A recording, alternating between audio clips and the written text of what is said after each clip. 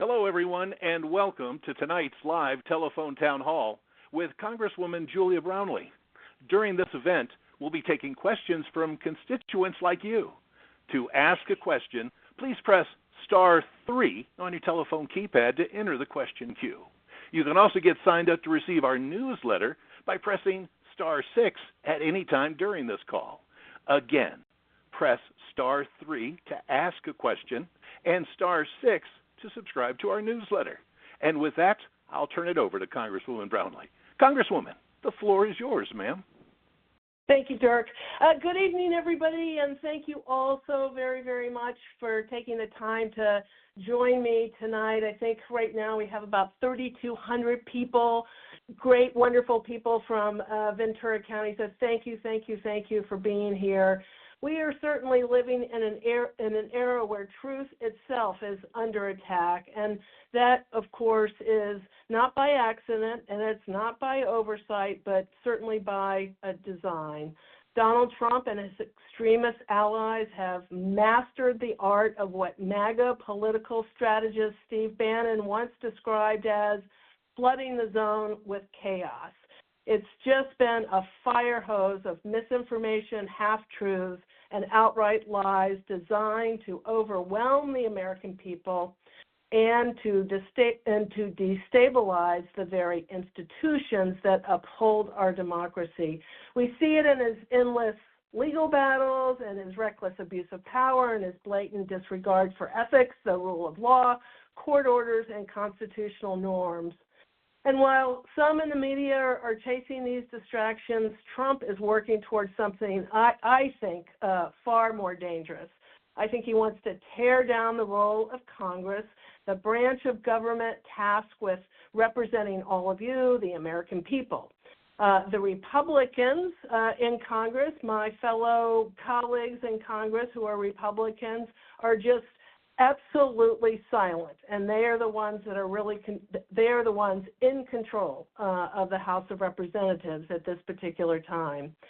Instead of ensuring lawmakers debate and decide on the priorities that matter to their constituents through the democratic process, it seems Trump aims to centralize power in his own hands and in the hands of an unelected extremist billionaire, forcing federal agencies, the courts, and even the military to serve this undemocratic, unconstitutional agenda. So let's just be clear. He is not interested in fixing problems. He thrives on creating chaos because a broken system is much easier to control. But here's the real truth. The American people decide our future. Article 1 of the Constitution gave Congress the power to fight for your priorities and the power of the purse to ensure that your taxpayer dollars are spent where you need them most.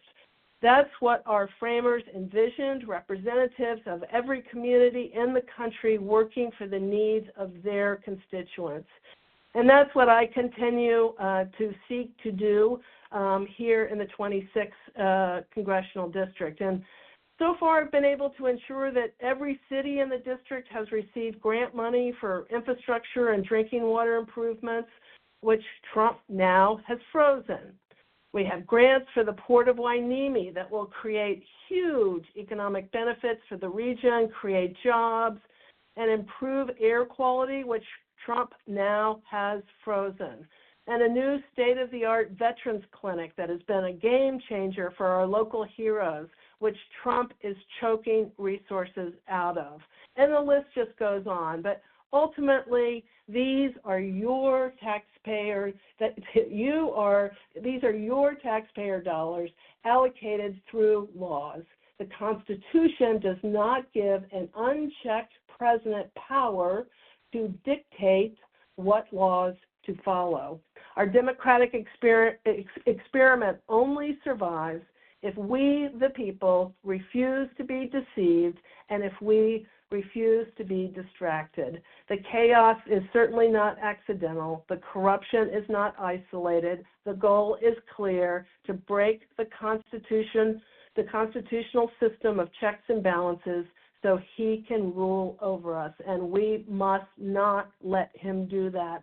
And the purpose of this town hall is to break through the noise, to explain to you what is specifically at stake so that you can join me in speaking up and speaking out. Democracy dies in darkness, so we're here to shed some light on what Trump is actually doing and why and how it impacts you and your family. So I have a special guest, and our first guest is my friend and colleague, Jamie Raskin, a constitutional law expert, a fierce defender of the truth, and a relentless advocate for the American people. Congressman Raskin has spent his career exposing corruption, upholding the rule of law, and protecting our democratic institutions. Today, he will speak directly to the ways Donald Trump and his cronies are deliberately working to weaken our government, undermine Congress and our Constitution, and in order to strip power away from the American people. Jamie understands what's at stake. He has led the fight against corruption, defended our elections, and held the powerful accountable. And now he's here to lay out the truth about Trump's dangerous agenda and to take a few questions. So, Jamie, thank you so much for being here. I know the folks that are online here are so happy to have you.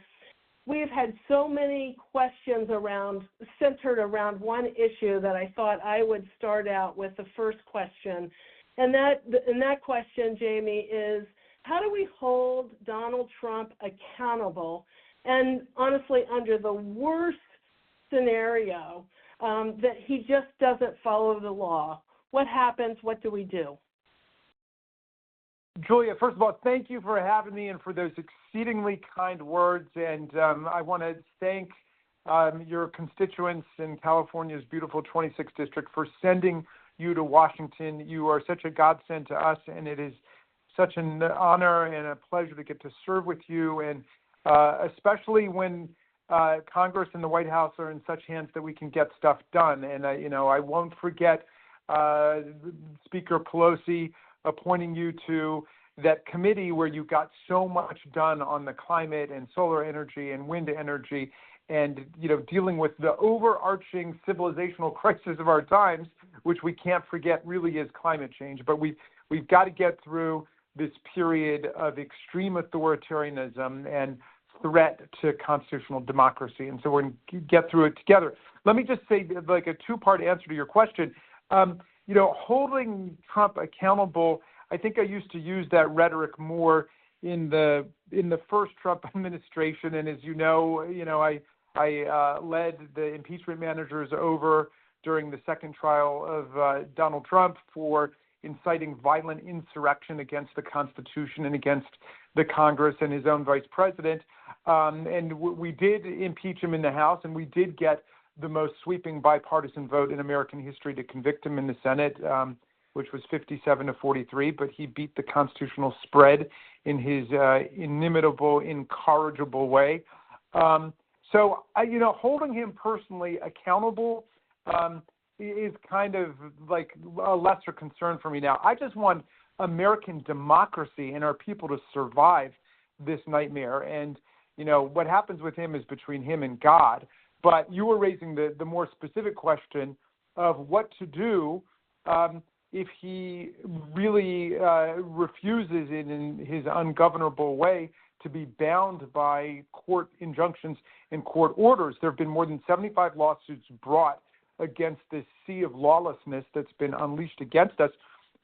We are winning in a whole bunch of cases. We are winning in more than a dozen cases where we have temporary restraining orders and preliminary injunctions against what they've done. That's a tough standard. You've got to show irreparable harm is imminent, and you've got to show a probable likelihood of success on the merits. And we are winning these cases because the current situation is so lawless. They are absolutely thumbing their nose at Congress in our Article I power. Every time that they try to, for example, dismantle AID or dismantle the Consumer Financial Protection Bureau or dismantle the NIH or dismantle the National Weather Service, when they're attacking specific departments and agencies and either literally trying to absorb them into other departments or just reduce their budgets to zero, all of that is a violation of Congress's spending power and our lawmaking power, because Article 1 of the Constitution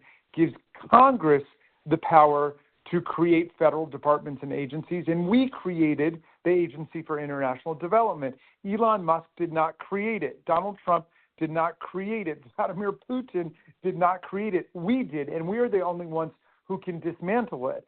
And so I was looking at some of the pleadings today in the case about AID, where Trump's lawyers said that they were terminating programs like Food for Peace and Food for Progress. These go back decades to try to, to purchase billions of dollars of food from American farmers to send to starving people in other parts of the world. And they're saying they terminated them. This, I think, triggers the Impoundment Act and Article 1 of the Constitution. The President of the United States has no power to terminate programs created by Congress. The President's job, if you read Article 2, is to take care that the laws are faithfully executed, not that they're frustrated or overturned or defeated or reduced to nothing. It's the President's job to take care the laws are faithfully executed, including Appropriations Act. An Appropriations Act, as you know, Julia, is just a federal law, like the law stating that you can't assault federal officers. You can't defeat an Appropriations Act unless you want to veto it. And if you veto it, we've got the chance to override it by 2/3 vote. But he's trying to impound and pocket veto money that already was appropriated by Congress and has been programmed by the departments. And so that's the constitutional crisis we're in. But the courts are all seeing it our way, just like they're seeing the civil service questions our way too. I mean, the heart of the civil service is the merit principle. You can't fire a federal worker, whether it's an air traffic controller or a Forest Service firefighter or a food and drug safety inspector at the Department of Agriculture or FDA or a cancer research scientist at the NIH. You can't fire them for political reasons. They can only be fired for poor performance ratings.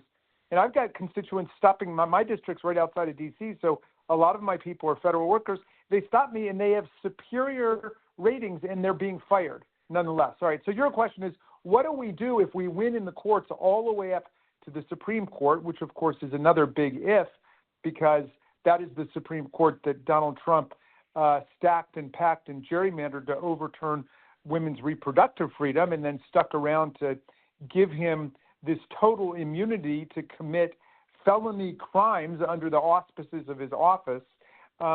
So that is a court that may be hard to convince on some of these things, but if we convince them and the district courts hold, the appeals courts hold, and the Supreme Court holds, and Trump still defies even that Supreme Court that he, created in his own image, well, at that point, that's what criminal and civil contempt is all about. Now, criminal contempt is somebody who has violated a court order or an order of Congress and is punished for it because they just blatantly, flagrantly violated it, and then they're sent to jail. Now, you're saying, well, I don't know that, the Department of Justice under Trump's control is going to do criminal contempt, and you're probably right. But that's where civil contempt comes in. And civil contempt is all about remedies like fines, which are solely within the unilateral control of the court itself. So Elon Musk and Donald Trump could each be fined $50 million a day. And that's when you're really talking to these billionaires who have contempt for our form of government. And if they say we're going to refuse to pay it, you slap the liens on their bank accounts, you seize their property. That's what the courts do. They have a lot of experience doing that. So beyond that, I don't want to contemplate, what would happen if they really defy the criminal and the civil authority of America and set themselves at war against our Constitution. But let's just hope it doesn't get that far out of hand with these people. Thank you very much, Congressman Raskin. And as a quick reminder to everybody that's joined us for this live telephone town hall, if you have a question you'd like to ask, please press star 3 on your telephone keypad. Again, get into the question queue by pressing star 3 on your telephone keypad. You can also join Congresswoman Julia Brownley's e-newsletter by pressing star 6 at any time during this event. Again, please press star 6 to subscribe to the Congresswoman's e-newsletter. And we've got a lot of people on the line. We've got a lot of folks in the queue. It's great to see so many people participating in this live telephone town hall. And, of course, it's put on by Congresswoman Julia Brownley, and you were just listening to Congressman Raskin. And so we've got a number of questions here submitted online. And one of them I've seen duplicated a couple of times, Congressman, is the question about birthright citizenship. And is there a way that the president could find a way to dismiss that? So thank you for that question. The very first sentence of the first section of the 14th Amendment, adopted in 1868, says that anybody born or naturalized in the United States and subject to the jurisdiction thereof is a citizen of the United States and of the state that they're born in. So this was the sentence that overturned the Dred Scott decision, which had said, contrary-wise to this, that an African-American, a descendant of slaves, could never be a citizen of the United States. So this is a hard-won and cherished principle in American life and in our constitutional jurisprudence. It's outrageous that Trump would think by an executive order he could overturn it. An executive order cannot overturn a federal statute, much less a provision of the U.S. Constitution. All an executive order is, despite all of the hoopla that they generate around it, is a direction by the president to the executive branch of government to follow a particular policy or rule. So no, it cannot overturn that, and we are winning not in 5, but I think 6 different federal district courts and circuits all over the land, shutting down that particular piece of constitutional nonsense. And if it were to go through, it would mean 8 or 9 million people who are citizens of the United States would suddenly become illegal, undocumented immigrants by revoking their citizenship. Thank you for that answer, Congressman Raskin. And let's go ahead and get a caller live here. We've got Frank joining us on the line. Frank, welcome to the call. Please go ahead with your question, please. Yes, Congressman Raskin, I'm worried about the integrity of our elections with President Trump taking away all of the safeguards for safe, secure elections. How do we protect ourselves? You and me both, brother. I mean, I'm worried about that as well. Fortunately, we, for these purposes anyway, we've got decentralized state election systems that are controlled by the state governments. And, I certainly know, at least in the blue states, that we have election administrators who are committed to protecting the integrity of the election process against foreign interference. But you're right to worry about it, because a lot of what they've done in the opening weeks of their administration is to open ourselves up to foreign intervention and to invite foreign intervention. I mean, they have said they're not going to enforce the Foreign Corrupt Practices Act. They got rid of 17 inspector generals who are the corruption fighters within the federal departments. They shut down the unit within the Department of Justice, which is supposed to be protecting us against Russian and Chinese and other malicious foreign actors who are evading U.S. sanctions and violating our laws. So the state governments are going to have to step up. Fortunately, our state attorneys general in the blue states have been acting in a very strong way to try to defend the rule of law. But you are right to identify the integrity of the electoral system, because without that, we don't have democracy. Elon Musk has shown, as you can see from the first few weeks of this nightmare, an extreme interest in seizing control over computer systems. So I'd like to take a quick detour from the Q&A and call on everybody here on the call with us that's listening in to answer a poll question. It's very simple to do. Just use your telephone keypad to respond to this question. Do you agree with President Trump that the Department of Education should be eliminated? Please press 1 for yes, press 2 for no. So again, everybody listening in on the call, please take a moment to answer this question. Do you agree with President Trump that the Department of Education should be eliminated? Please press 1 for yes, press 2 for no. A number of folks are keying in their response. Wow, thank you very much for taking part in that question. And going back to the phones here, it looks like we've got Rachel joining us. Rachel, you are live on the call. What's on your mind? Yes, hello. Firstly, I'd like to thank you, Congresswoman Brownley, for organizing this because, frankly, I've been getting more and more frustrated, thinking nobody's doing anything and nobody's hearing our concerns. So I didn't know about this till my phone rang with it, and so this is really great. Thank you for doing this, and thank you, Congressman Raskin, for being here. I am quite an admirer of yours. That said, just listening to what you've been saying, I'm getting so angry and frustrated again because it seems to me there is so much inaction. And it's not just me, people I know and talk to, the same thing. It feels like the Democrats really aren't doing anything because you're still working at it as if it's business as usual, and it's clearly not. I mean, as you pointed out, all the things that are going on, it's not business as usual. It hasn't been business as usual for a long time. And, you know, even before the election with what was happening with Trump. So my question really is, I mean, seriously, what more can be done? We saw with Trump and his criminal cases, he works the system with the courts. He delays and delays and delays and delays. And he escaped, to my mind, justice on things that he was found liable for. He's going to do this again with the injunctions that are being carried out right now. I think it's completely naive to think that although there are some wins now, we're ultimately going to win with the court system. No one I know has any faith in the Supreme Court anymore, being an impartial body. So we cannot expect them to rule that he must be held to the Constitution. They've already violated the Constitution. Our allies are torn between dismay and just laughter at what's happening, how quickly America has become so weak.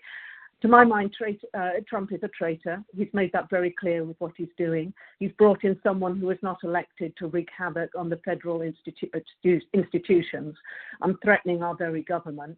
And we're all sitting around saying, well, we'll just file injunctions and we'll go to court. What more can be done? We're in a state of emergency.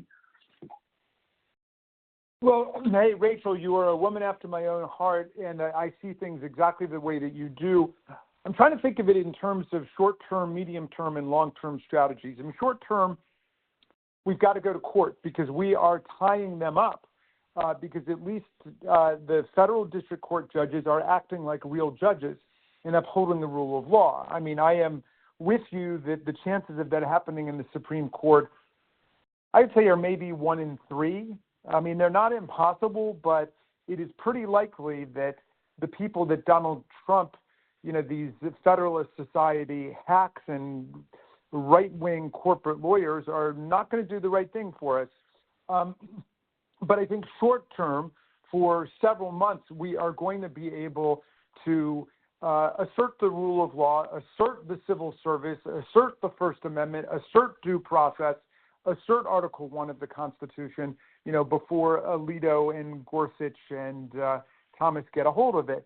Medium-term strategy, there's always another election coming in America, and we have got to win landslide majorities in the House of Representatives in 2026. We've got to cut this reign of terror in half. So we got to defend the integrity of the election, then we got to win the election. And Julia knows I'm out in the election years. I raised millions of dollars. I went to 27 states in 2024. I spend no money in my district on pollsters, consultants, TV, radio. It's all for a program for young people called Democracy Summer, which is an education into the history of the civilizing movements of our days. And then they go out and they knock on doors, they canvass, they do digital organizing. And so we need to reach out to young America and create new generations of organizers and leaders who understand the character of the struggle that we're in. But long term, we got to start planning for that now. The real fork in the road is not Elon Musk's shakedown Godfather offer that he imposed on federal workers in America.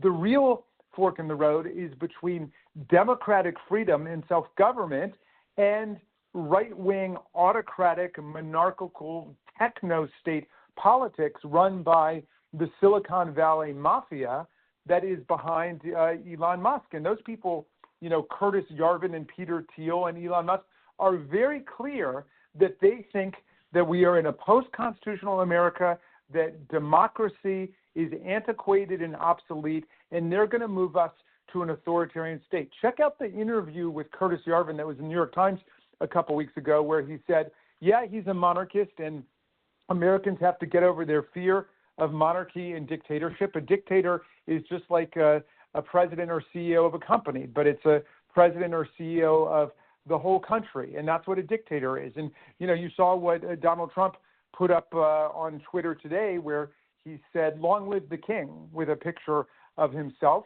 And you've got J.D. Vance over there meeting with the extreme right neo-fascist party in Germany and praising those parties in Germany and Austria and telling the European Security Conference in Munich, these are our democratic allies, that the real problem in Europe is not Putin's filthy fascist invasion of Ukraine or China's threats against Hong Kong or Taiwan. The real problem is them, is the democratic countries of Europe, which are just being so mean to the far right and the fascists in that country. So it's a very scary moment globally, and long term, we've got to be engaged in transnational democratic activism to keep the cause of democratic freedom alive all over the world. Thanks, Jamie. I really, really appreciate what you have shared with all my constituents. I know they all know now how great a congressman you are and how much we depend on you. You are just the absolute best. Thank you so much for being here. Well, thank you so much, Julia, and I hope to see everybody in person one day. Hang tough, and you guys have a great Congresswoman. Hang on to her. Thanks, Jamie. So it's my pleasure to introduce Megan Uzel, Director of Impact and External Affairs at Democracy Forward. For those who don't know, Democracy Forward is working side by side with Democrats in Congress and is a foundation that uses the law to protect and advance a vibrant democracy for everyone. With a distinguished career dedicated to public service and policy advocacy, Megan has been instrumental in championing democratic values and labor rights. Before joining Democracy Forward, Megan served for 8 years at the U.S. Department of Labor. She led efforts on critical issues such as wage standards, work and family policy, enforcement, and worker safety. Her work has been pivotal in shaping policies that protect American workers. Today, Megan will talk about some of the 70 or so lawsuits filed against the Trump administration just in the last few weeks and how Trump's actions are designed to undermine our democracy and the status of some of these lawsuits. She will now take a few questions. And thank you, Megan, for being here. Thank you, Congresswoman, for having me this evening. I appreciate the opportunity to engage with the constituents of the 26th District of California, and happy to answer any questions about the ongoing litigation and our efforts to try to hold the current administration accountable for its unlawful actions. So we've got Andy from Thousand Oaks on the line with us with a question, and I think it'll be a good one here for you, Megan. Andy, you are live on the call. Go ahead with your question, please. Okay. I guess my question is more for Julia, if she's able to answer. Congresswoman? I can answer. Andy's got one for you. Go ahead, sir. Great. So, in my opinion, the Democrats really have no hands on any levers of power in Washington, in any house or chamber. So that said, and given that America is really fallen, what are you doing to safeguard the rights and safety of California specifically? I am sorry, but the phone is sort of breaking up, and I'm not really hearing your question clearly. Can you do it? Start again, please? I apologize. Yeah. Okay. So given that Democrats don't have a lot of hands on the levers of power of Washington anymore, and America is really falling, what are you doing to safeguard specifically the rights and safety of Californians? Kind of we're all in it. Yeah, I mean, look, we are, we in Congress, all of us, are continuing to work and put together legislation to protect folks in my district and across the country. Certainly here in California, there are state laws. State laws are very different from federal laws, and state laws are strong. The federal government can't just butt in and tell California what to do. So the best answer, honestly, is that we have a great state that is protective of all the individuals here, an inclusive state that is going to continue to protect you and everybody else. Thank you very much, Congresswoman. And a quick detour again. Appreciate everyone taking a moment to answer another poll question. And we still don't stray away. We've got more Q&A coming up. But here's a poll question we're looking for your input on. Please use your telephone keypad to respond.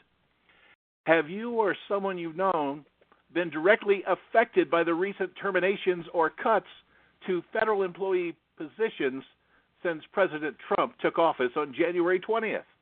Please press 1 for yes, press 2 for no.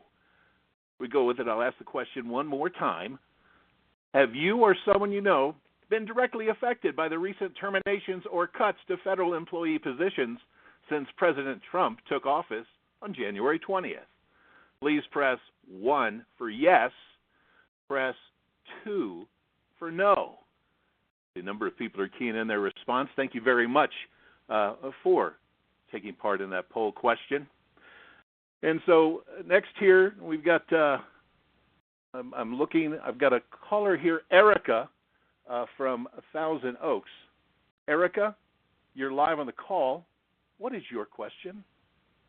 Hi, good afternoon, everyone, and thank you for the opportunity to let me ask my question. Basically, what I want to know is what are we doing to help these dreamers, these kids that came, by no fault.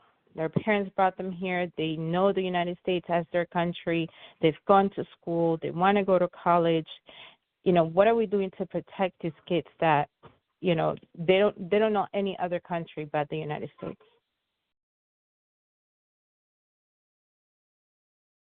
So, Megan, that question's for you. I think hi, thank you. Sure. And that's a really important question, and I know one that is very both personal to many people, very important to the fabric of our country and the way we such an important question. For an organization like Democracy Forward, we approach these questions, again, with an eye toward what sort of legal recourse do we have in the courts. I think it's important for us to be able to work across organizations and civil society. This is a place where during the prior Trump administration, I think we were less unified and being able to bring to bear the full weight of the resources that we have to hold the administration accountable. And I think you can see in the work that we've done to date where we and great partners like the ACLU, like the National Immigration Law Center and other organizations are working closely together to ensure that as the administration takes actions that threatens and harms people and communities, that we're going to meet those actions in the courts and try to hold the line. And so continue to raise questions like that to the Congresswoman, raise them to the community, and as you're seeing things that don't seem right, raise them to our attention too. You can follow along with some of the information, with some of our actions that we're taking, and not just Democracy Forward, but partner organizations at democracy2025.org. It's democracy2025.org. We're trying to really shed light and bring transparency to the actions the administration has taken, not only what they're taking, but what organizations like ours and others are trying to do in ways that individuals across the country and communities that are being harmed have, are empowered to be able to push back as well. So join us at Democracy 2025, and we're going to continue to do what we can in the courts to hold the line with this administration. Megan, this is Julia again. I was hoping maybe you could talk a little bit more about, the lawsuits that have been filed, and talk a little bit about, you've just mentioned some of the other organizations that you work closely with, but we feel like that you're a great partners with us in Congress, and the fact that you've been working on this for a long time and understood Project 2025 and were ready to go once the election was over. Can you talk a little bit about that? Sure, thank you. Yeah, sure. Thank you, Congresswoman. So for more than a year, organizations like Democracy Forward and, again, partner organizations like the ACLU and the Lawyers Committee for Civil Rights and the NAACP Legal Defense Fund and so many others, to date, more than 400 organizations have partnered together to really try to bring to bear the weight of our organizations and the thinking of our policy advocates and our legal experts over the course of the last year, so that we were prepared if we were facing the moment of having an anti-democratic federal administration that would take unfettered, unlawful actions. So it's a testament to the work that was done that on day one, Inauguration Day, which tomorrow marks 1 month since President Trump was inaugurated, that it just took minutes after inauguration for the first lawsuits to be filed. And I think those are not lawsuits that were brought over policy differences. There are ways in which policy changes can be achieved that are lawful. And unfortunately, that's not what we're seeing with this administration. We're seeing unlawful acts being taken, and we will continue to meet those. So I can give you a couple of examples of the various challenges that have been brought to bear. And again, this is not just the work of Democracy Forward, but great partners across civil society and communication with members like the fantastic Congresswoman in the 26th District. So to date, there have been 75 legal challenges brought against more than 30 actions of this administration, executive orders and actions. Just today, Democracy Forward attorneys were in Baltimore in federal court alongside the city of Baltimore. We brought a challenge to the anti-DEIA, the anti-equity executive orders. I will say those executive orders are resulting in funds and threats to grants and funds across the country. And so we were in court trying to halt the implementation of those executive orders while the court could consider whether or not they are lawful. Alongside organizations like the National Council of Nonprofits and Small Businesses and the American Public Health Association and others, we were in court within 24 hours of the funding freeze that shut down funding for essential services. That funding freeze harmed Head Start. It harmed so many others that we're continuing to hear stories about. So within 24 hours, we were in court trying to halt that. Democracy Forward represents a coalition of various states the Baptists, Quakers, and Sikhs in a challenge to DHS's change in policy, which would allow immigration enforcement in houses of worship. So just last week, we were in court having an oral argument over that policy change, and we're hoping that the court will rule soon in the favor of those that really just want the policy that existed for the last 30 some odd years to be reinstated, which was that you could worship freely in your house of worship without fear of immigration authorities seeking to do enforcement actions. We filed suit on Monday night, again, alongside the city of Baltimore and others to try to stop Elon Musk's Doge, from gaining access to critical personal tax information and business data. And it's kind of crazy to think that Elon Musk could get access to, unfettered access, unlawful access to business data of his competitors. That's something nobody else gets. So these are the types of things that we are watching. Again, these are not policy differences; these are matters of the law. And when this administration seeks to take action that harms people and harms community, and it's doing it in ways that are unlawful, we and our partner organizations in Democracy 2025 will find ourselves in court, using the court to try to hold the line. And we hope that action not only upholds the law, but then that and all the great work that is happening in Congress with the writing of the letters and the communication about to the administration to hold them accountable through the legislative branch. I think we're hoping that through those efforts that the rule of law can be held and people and communities will not be harmed by unlawful action.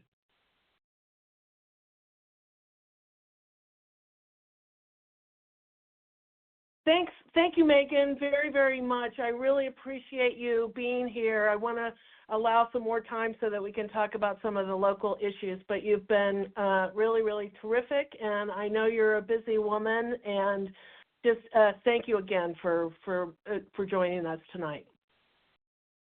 Thank you, Congresswoman. All right, moving back to the phones. Looks like we're out to Oxnard, and we've got Cheryl joining us on the line. Cheryl, you are live with Congresswoman Brownley. What is on your mind? Yes, thank you for taking my call.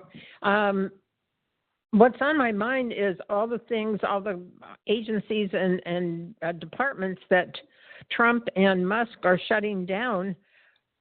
We go to court, but what happens to those departments, especially USAID and all the food and everything that's just sitting on container ships, not getting to the people?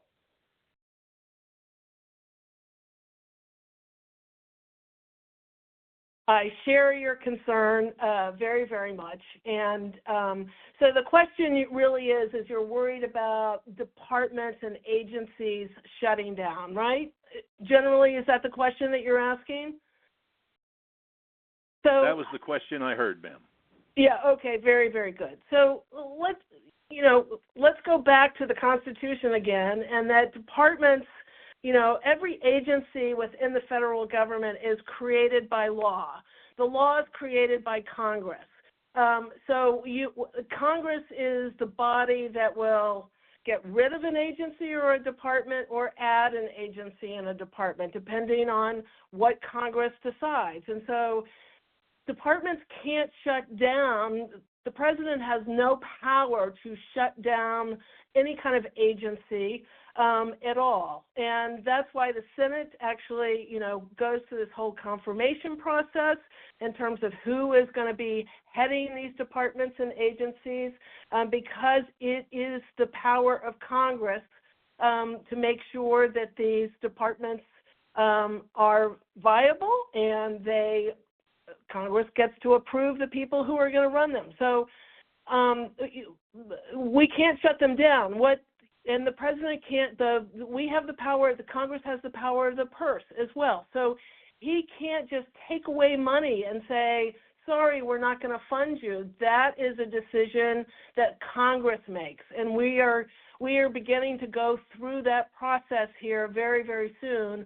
In the next couple of weeks, we will be in the middle of very strong debates over the budget and where the Republicans want to make cuts, and what the Democrats want to hold on to and hold on to our values. So stay tuned, because there is going to be a great amount of debate going on here in Congress in just a few weeks. So the prevailing wind. I'm sorry, Congresswoman. I was just going to say, I just wanted to move into, I had a few comments to make about what's happening here in Ventura County, and then take some more questions. Okay, very good, ma'am. Go right ahead, please. Yeah, great.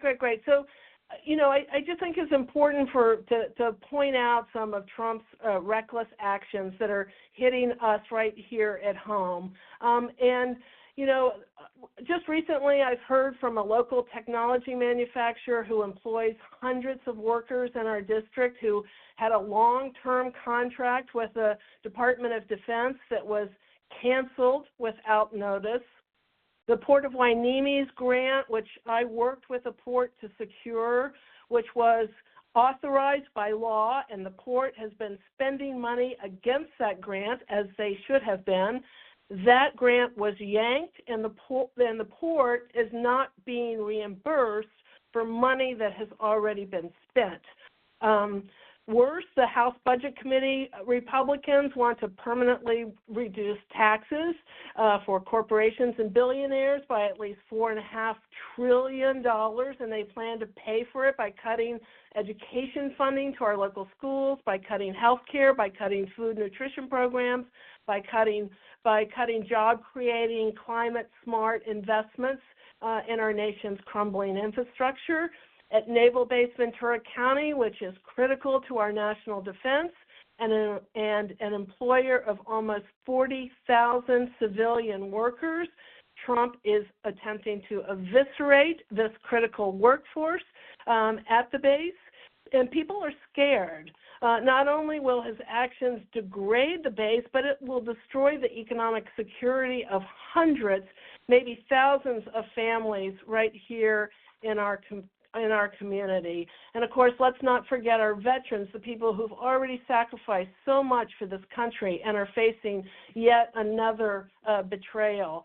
Trump and his cronies are working to dismantle the VA by firing VA employees who serve veterans, many of whom are veterans themselves, all to push our veterans into a privatized system that leaves them with higher costs, fewer protections, and diminished quality of care.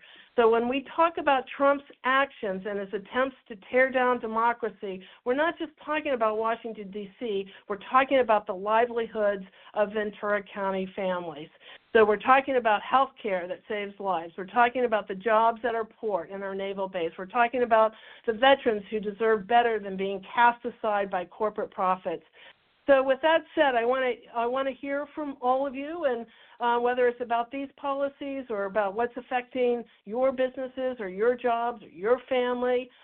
So let's just open up the line to questions and discussions about the local impacts of these reckless actions. Yes, ma'am. Our next question comes out of Ventura, where we've got Margaret joining us on the line. Margaret, you are live with Congresswoman Brownley. What's your question? So I'm really worried about my Medicare and my Social Security, and I would like to know what's the situation with that. Yeah, so I don't blame you for being worried, but I don't think that particularly Social Security is a protected entity that can't really be touched. Now, what's going to be happening here in Congress very shortly, as I mentioned, is we are going to be debating a budget, and that budget is really, from the Republican point of view, is preparing for Trump's tax plan that he wants to, provide tax cuts for the very wealthy and for corporations, and so we will be having that debate. And actually, Social Security is actually outside of the realm of debate in that conversation. But we've got Medicare and Medicaid that are still on the table, and we're worried about that, particularly Medicaid. And in these budget discussions, the Budget Committee met last Thursday or finished their work last Thursday, and they're looking at almost $180 billion worth of cuts in the health arena, particularly around Medicaid. So, Medicaid is clearly important for our seniors, obviously very important for our children. Almost half of the Medicaid recipients are children. We're talking about, seniors, living facilities, and taking care of seniors. So and also Medicare takes care of our disabled families as well. So we're worried about that, but I assure you that we as Democrats are going to work and fight really, really hard to make sure that Medicare and Social Security and Medicaid are not touched.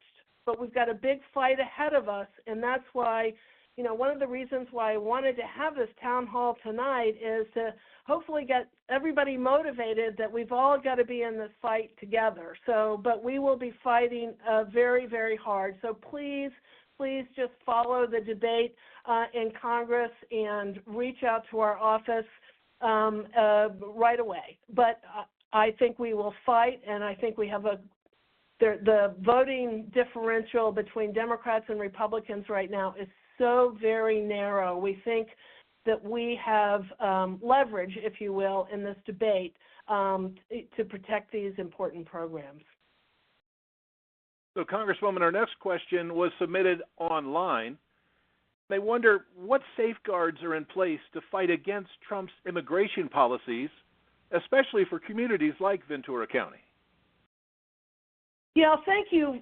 Really, thank you for that question, because I know that I've gotten tons and tons of calls from folks in the county who are, fearful of what is going on. I certainly, have been hearing from our farmers. They're worried about their workers, and so, so far, at least what we know right now, that there has not been any. The ICE officers haven't come in and had any huge raids here in the county. I know people are worried. I know families are not coming out of their homes because they're worried.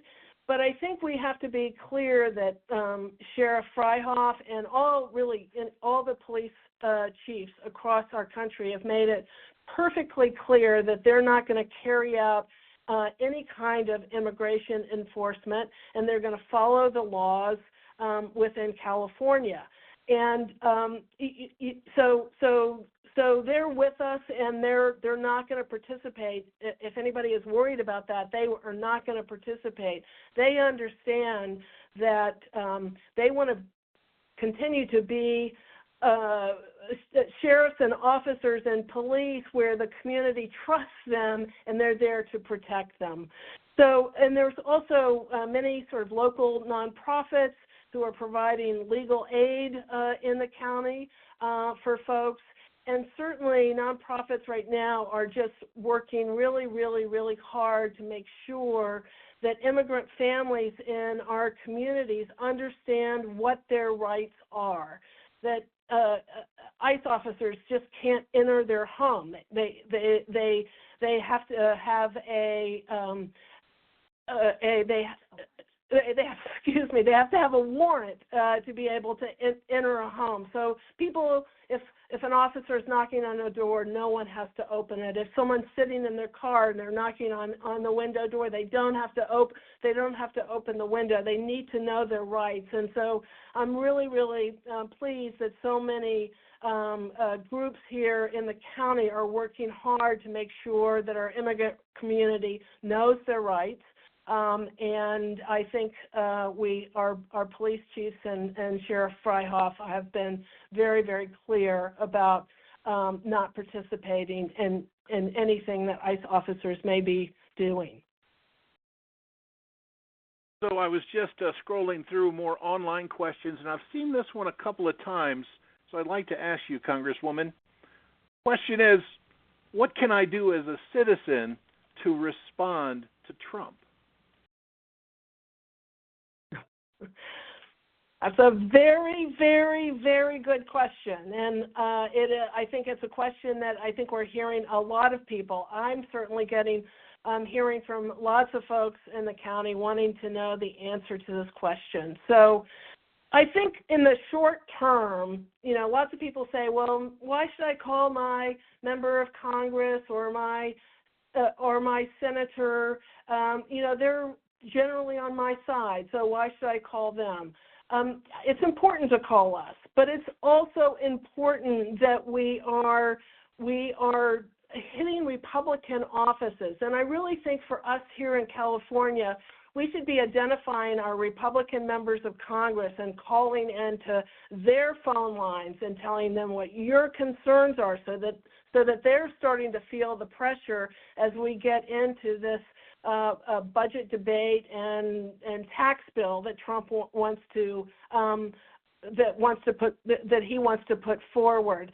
So your stories are really, really important. Your stories and hearing your stories is important. It's important for me to know the stories because these are important influencers in the debates that we'll be having in Washington.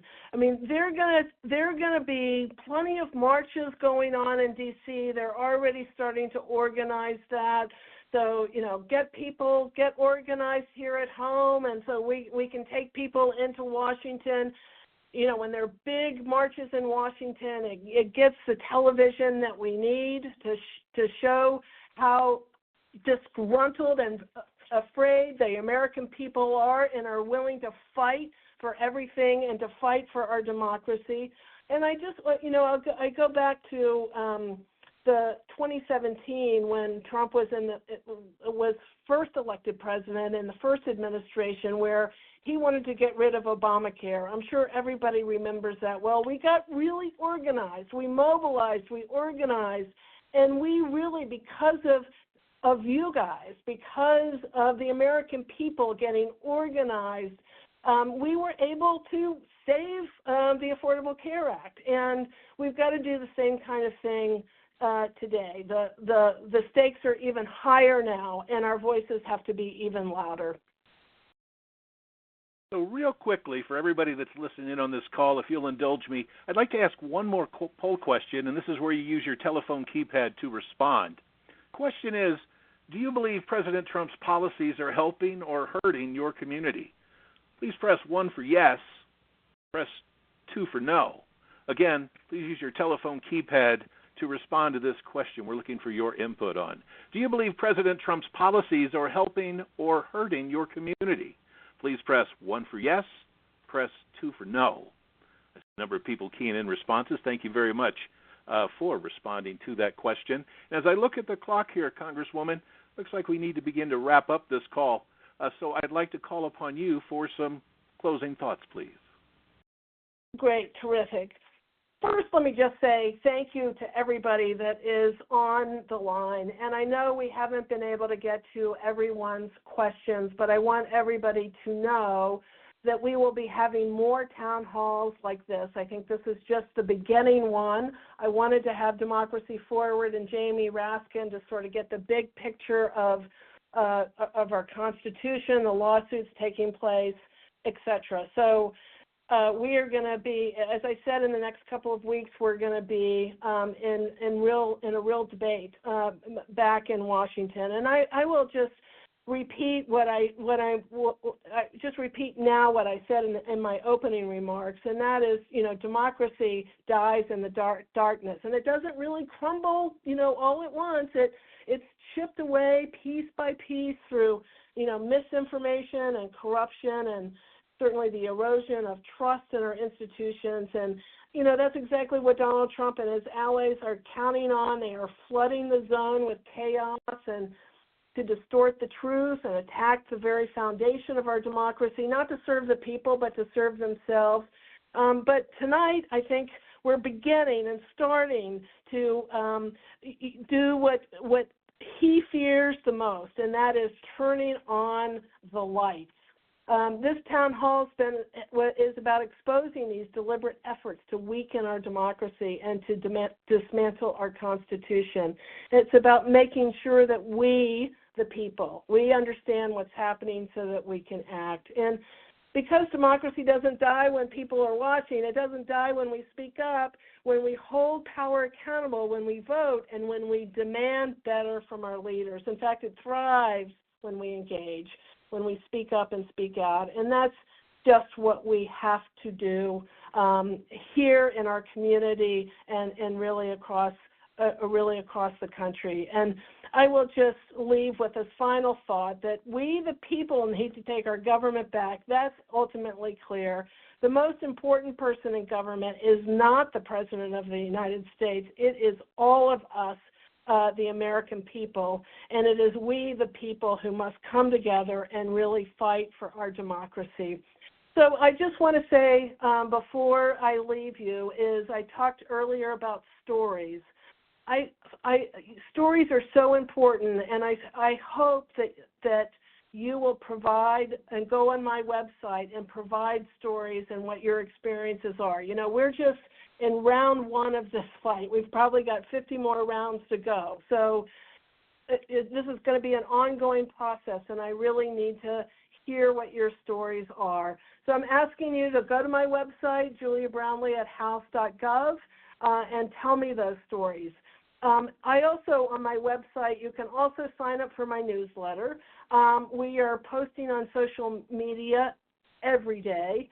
And I know a lot of people's questions did not get answered today. So if you have a question that you want us to answer, just go on my website and ask the question, and we will answer it and get back to you.